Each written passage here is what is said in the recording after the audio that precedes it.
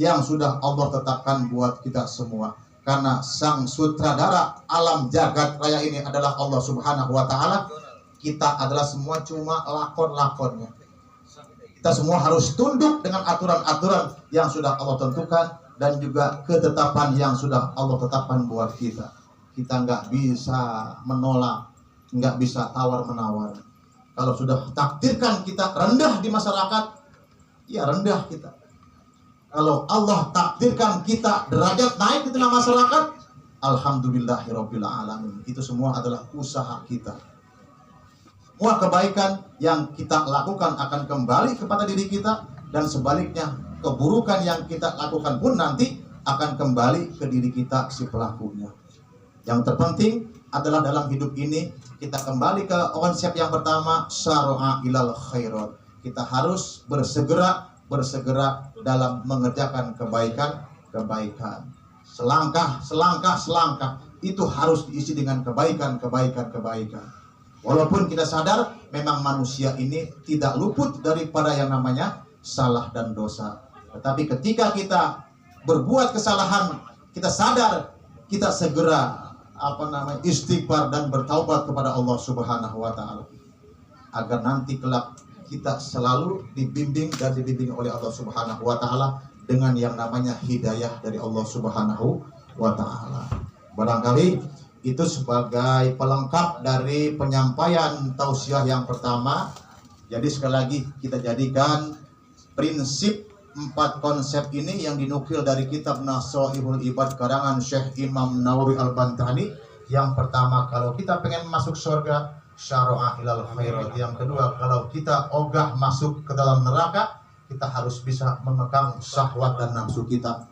Dan yang ketiga, kalau kita semua yakin bahwa kita pasti akan kembali ke bumi dan dipendam di dalam bumi, di bawah bumi, kita harus bisa mengatur kenikmatan atau juga tidak terlena dengan kenikmatan dunia.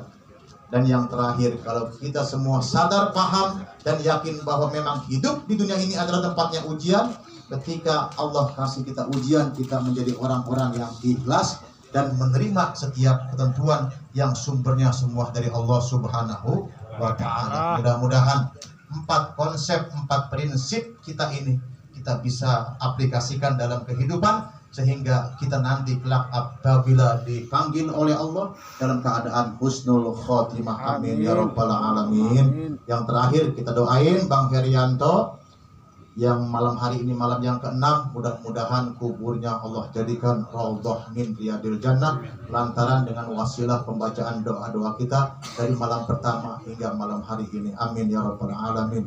Ala bihajihin niyah wa ala kulli niyatin sholihah wa ila hadratin nabiyil mustafa rasulillah sallallahu alaihi wasallam wa khususan ila ruh almarhum Bapak Herianto bin Bapak Samsuri. Allahumma ighfir lahu warhamhu wa'afihi wa'fu anhu. Syaihulillahumul Fatihah. A'udzu billahi minasyaitonir rajim. Bismillahirrahmanirrahim.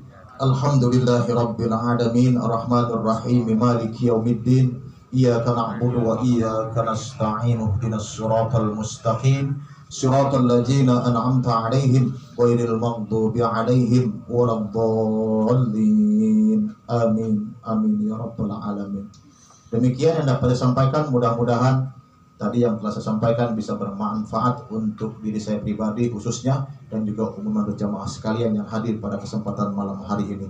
Saya akhiri, wallahul muwafiq ila aqwamit thoriq. Assalamu alaikum warahmatullahi wabarakatuh.